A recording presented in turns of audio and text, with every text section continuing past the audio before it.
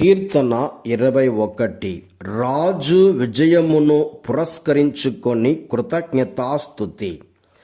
ప్రభు, నీవు ప్రసాదించిన బలమునకు గాను రాజు సంతసించునుగాక.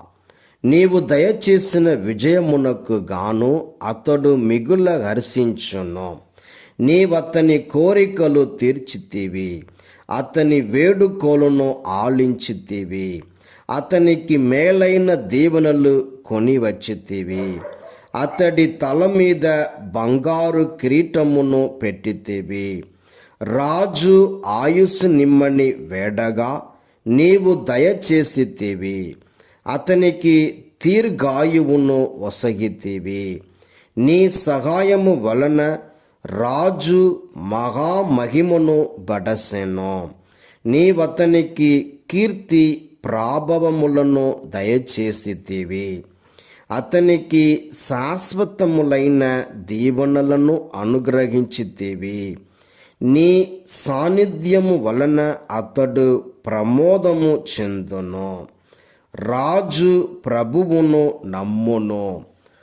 మహోన్నతుని కరుణ వలన అతడు నిత్యము రాజ్యము చేయును.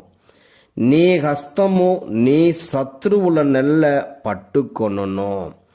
నీ కుడి చేయి నిన్ను ద్వేషించు వారిని బంధించును.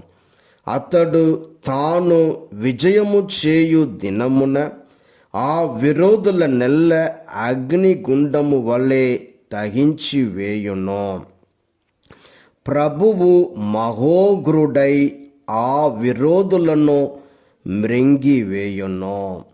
అగ్ని వారిని కబలించి వేయును. రాజు తన విరోధుల సంతానమును చంపును. వారి వంశజుల నెల్ల మట్టు పెట్టును. ఆ విరోధులు అతనికి కీడు తలపెట్టి అతని మీద కుట్రలు పన్నినను ఫలితము దక్కదు. నీవు వారి మీద బాణములు రువ్వగా వారు వెన్నిచ్చి పారిపోవుదురు. ప్రభు, నీవు బలముతో లెమ్ము. మేము నీ మహాశక్తిని కీర్తించి గానము చేసేదము.